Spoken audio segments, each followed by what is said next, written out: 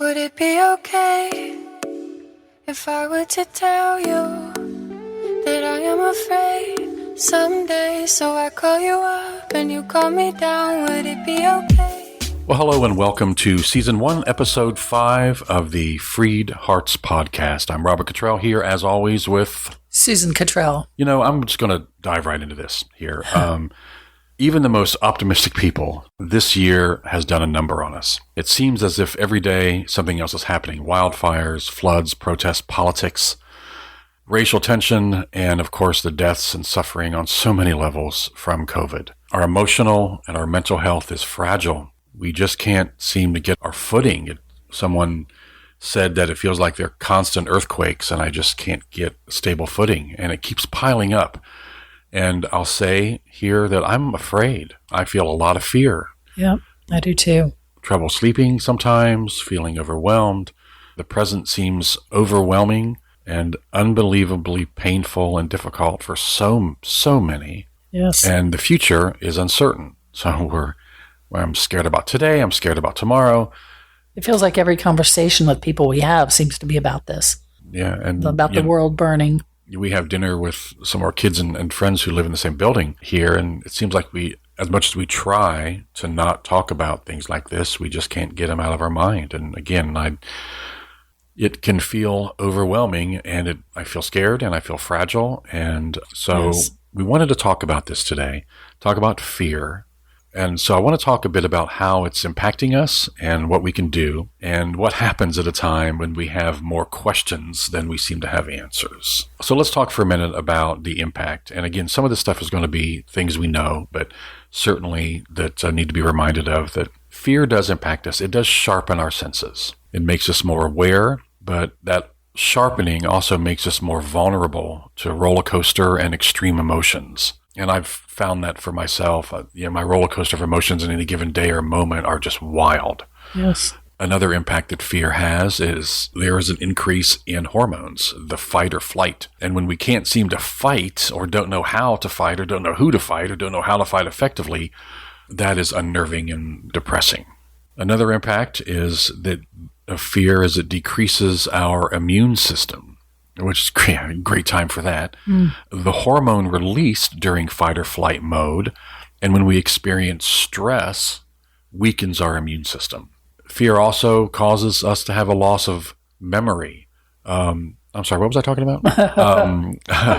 So I had to lighten it up. I was somewhere. waiting for it. This was heavy. And I found this really interesting, is that this impact on our memory happens because we store the moments of this stress and this anxiety become more acute in high resolution. We store them in high resolution, and they burn into our souls as thoughts. And we have them, they become more important than other thoughts that we have, and they haunt us. So imagine. Which they do because of self-protection. They're to protect us in the future is the idea of that. Yeah. And they may be perceived as red flags in our subconscious minds that make us feel a certain looming sense of dread.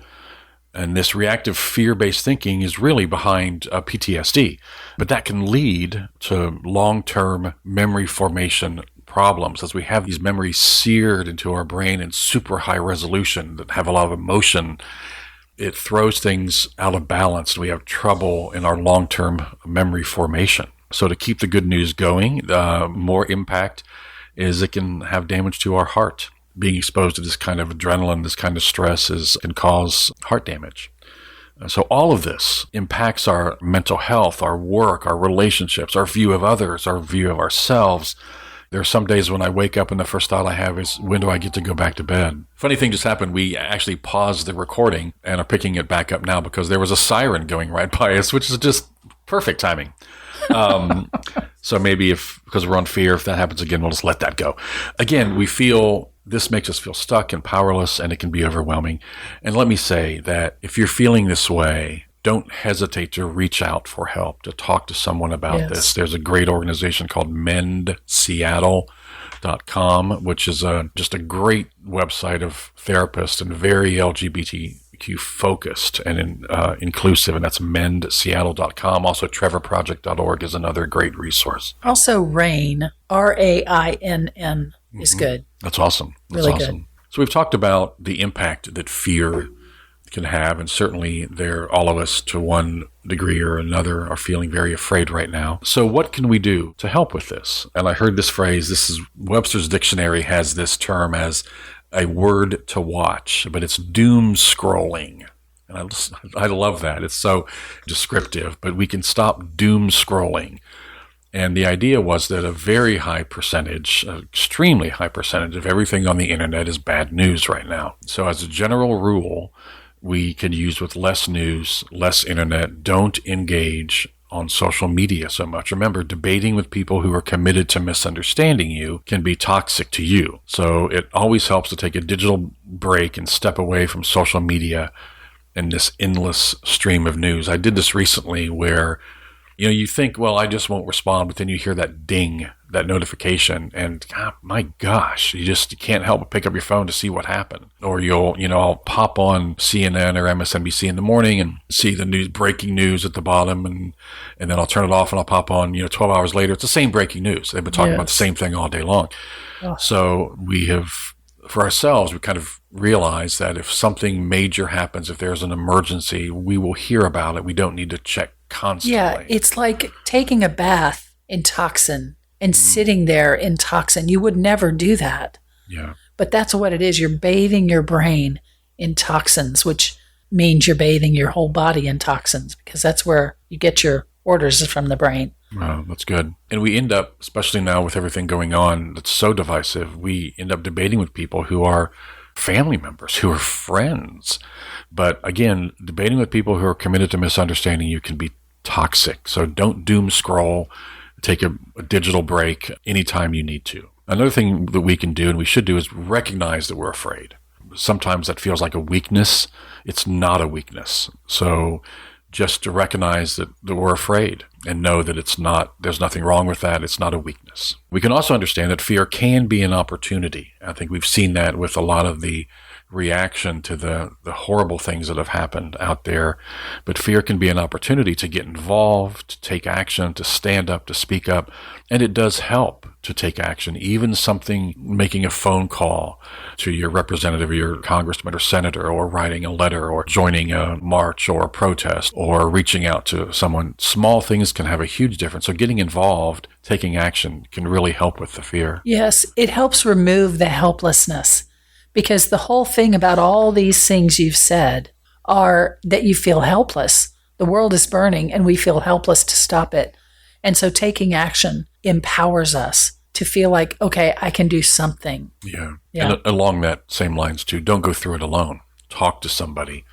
Get involved. Again, it could be someone that you're close to. Keep those affirming people around you, but don't go through it. Don't deal with these emotions alone. One thing that's really important in this is to care for your body and your mind. Susan, the analogy of taking a bath in toxins is a great thing. To do some direct things to care for your body and mind. Breathe in the moment. I found that just taking that time when I'm just feeling either angry by something that I've read or heard, or overwhelmed, or I want to respond back to someone in a way that's not going to produce a good response, or that I just feel that roller coaster moment, to breathe, just to breathe in 4, 5, 6 times, breathe out, that kind of thing really helps. Things like Qigong and journaling and activities, meditation, EFT, which is tapping, yoga. Yeah. This past year, just over a year, I went through a health crisis, as many of you may know. I had a little bit of breast cancer in my left breast, and I had to have my breasts removed and then my ovaries removed for prevention of that. And then I had some heart palpitations, so I had to have some stuff happen with that. So it's like, I've been like the Energizer Bunny my entire life. And to have this was really like suddenly a huge change for me. And I knew that I needed to do whatever I needed to do to care for myself so that I would overcome it and not invite recurrence either. I needed to change some things. So I did a lot of Qigong, journaling. I filled 3 journals, meditation. I'm listening to so many different, meditation things. There's just a lot that you can do, yoga, to help yourself. And I've been doing all those things. And this time has just been like an extended version of that with the world thing. It's like everybody in the world now is having the same kind of moment, this kind of crisis. So press into it and take care of yourself, whatever you need to do to take care of yourself. Yeah, and that's not defined by anybody else but you. Right. I've been so impressed by watching you and being with you through the journey, which again, the cancer journey started actually about 8 months before COVID. I first found it in June, June, a year July, ago. Yeah.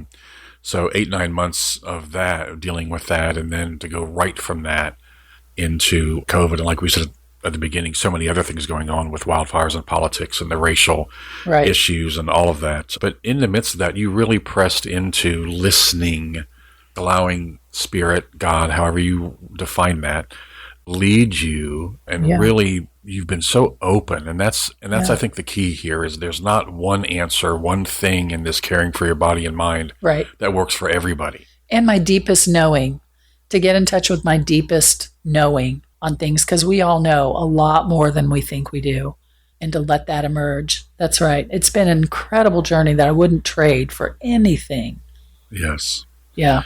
And along with that, caring for your body and mind, there are things that I think another thing you can do is escape.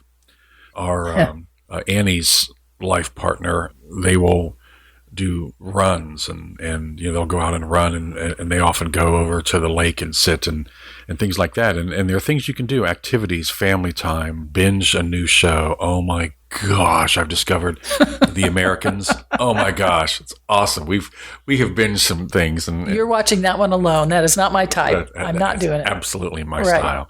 Love that show. But walk. I'm watching comedians. A ton of comedians. No, you're watching something. Oh, I am also watching Star Trek Voyager, which is awesome. It's old classic, and I love it. Well, what I realized is that on that, I had no idea. It was like 7 or 8 seasons. Each season has 26 episodes. Yes. Like 140, I don't know, 140, 150 episodes. It'll keep you going for a very long time. Yes. I do it while I cook dinner usually. Not that we wouldn't trade the rest of the seasons for ending this, but and walk, take walks and read and cook and play games and listen to your favorite podcast. And don't think you're overindulging yourself. Don't feel guilty. Even when I went through this cancer thing, I really had to take a long time. I took a long time to stop feeling guilty about downtime. But for heaven's sake, we need this downtime. Yeah, it's for self-preservation. As this lockdown started, there was that thing like, if you don't learn a language during this, it's not that you don't have the time, but you don't have the discipline. Well, please, enough of that. So these are suggestions. These are not the answers. You know the answers for you, and they can be binging and watching television and taking care of yourself and your mind and body, however that works for you. One thing that you do a lot of is art. Oh my gosh. I've discovered art in such a deeper way than ever before. I love every second of it. I just go for it. Yeah. I paint. I have acrylics. I get old canvases from thrift stores and paint over them. And now I've got a book. Well, it's not just art for art's sake. A lot of this has been almost like if you think of journaling, you've been going through this, and a big spiritual journey for you has been through your art. Yes. Yeah. Yes. But so again, the idea there is to find things to escape. And again, one more reminder, listen to your favorite podcast. Don't forget to follow and subscribe on your favorite platform to FreedHearts. Okay. Another thing that you can do here is, and this is true for all of us at all times, is be grateful. And I know that seems so simple that sometimes even talking about it can upset people, but increasing our gratitude is always a good thing to do. It changes your molecular structure. It changes your brain, which changes your body to be grateful. Excuse me, I'm just kind of tossing in when please. But it changes you to be grateful. I mean, there's studies even saying thank you. What was it? The Native Americans who would say thank you to the animal who gave their life for the food they're about to eat.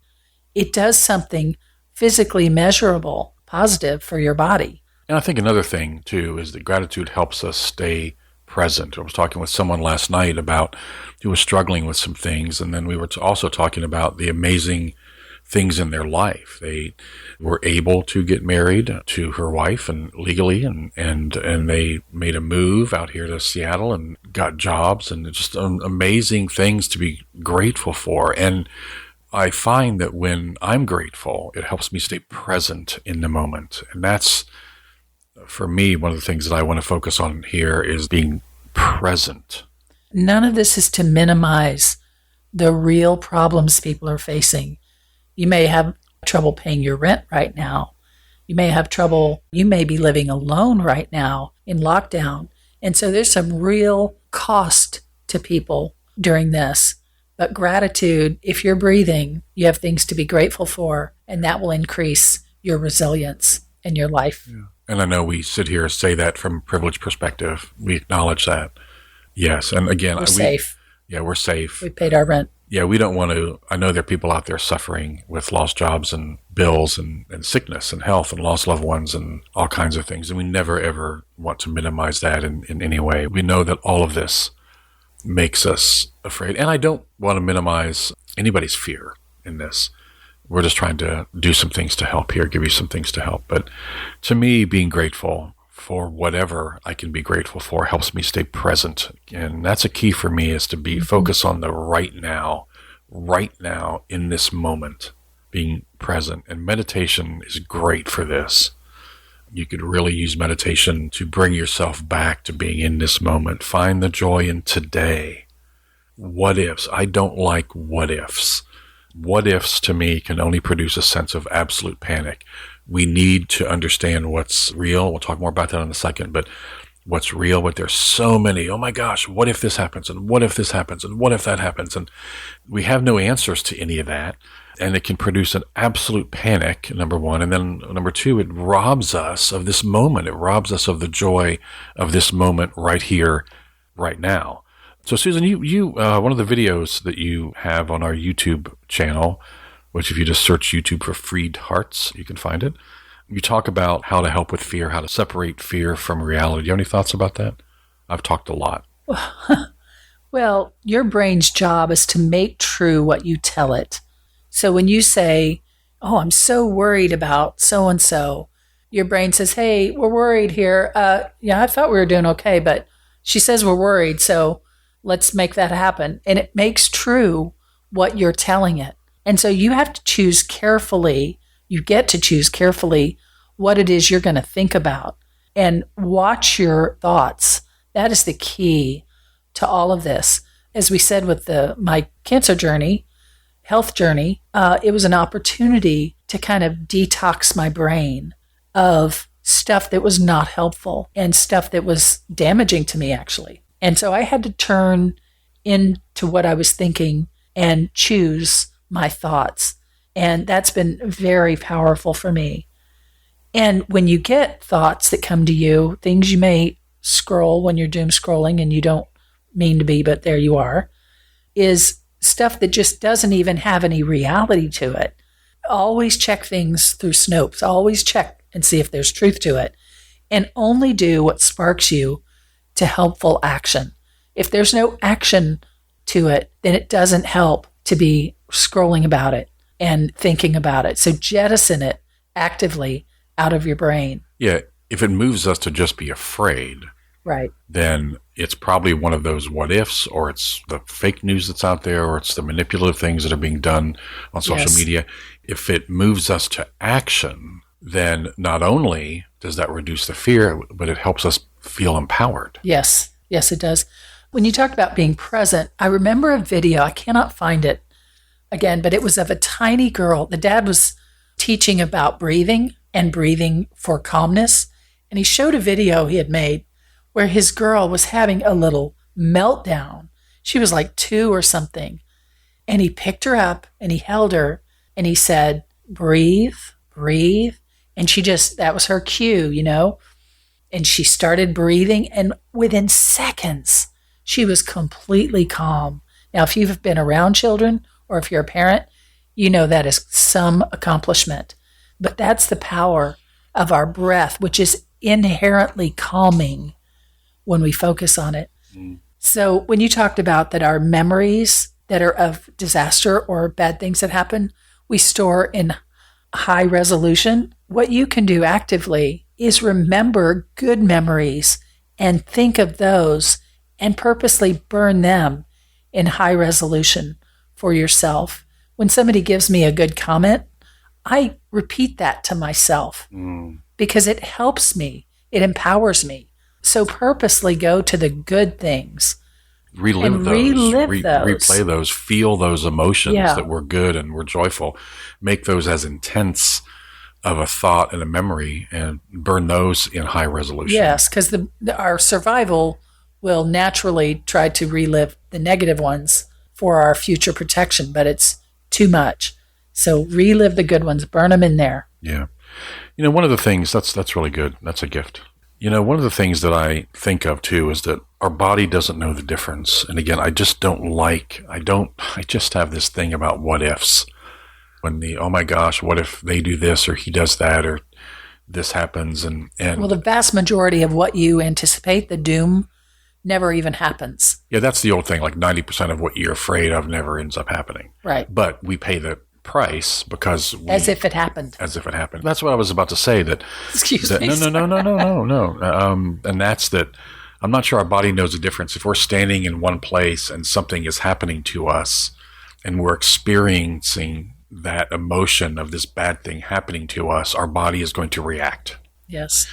If we're standing in that same place and we are playing out the what ifs, if we're living the what ifs, I think our body thinks, oh my gosh, this is happening. Yes, it does. And it reacts in the exact same way. It does. So we certainly hope that this has been a help to you in some way. But I think that I'd like to remind myself and you that whatever you're going through is okay. It's okay. It's understandable and it's okay. So don't beat yourself up over what you're feeling or your emotions or how you're handling things. Or that you didn't work out your body or you didn't learn a new language or any of that. Yeah. Right. And hopefully some of these things about engaging less on social media and the things you can do to care for your body and mind and the gratitude and being present and separating the what ifs from what's real and will give you some help. And just remember that whatever fears we face, it's so important. Listen to yourself. Do what's right for you. Live authentically. Be present in, grateful for this moment that we have. So we hope this has helped. We are going to take a 1-week break because this next episode would be the morning after the election. So we're going to take a break and give us time to kind of process that. And we'd like to remind you to vote. Yes, vote the entire ballot. Make your voices as vocal as possible. Vote on everything. Up and down the ballot, please. And we will be back with a new episode on November the 14th. Until then, we'd like to remind you, above all else, love. You are worthy. You matter. You belong. Go love and be loved, including yourself. Yeah. We'll see you next time. Bye. Would it be okay if I were to tell you that I am afraid someday? So I call you up and you call me down. Would it be okay?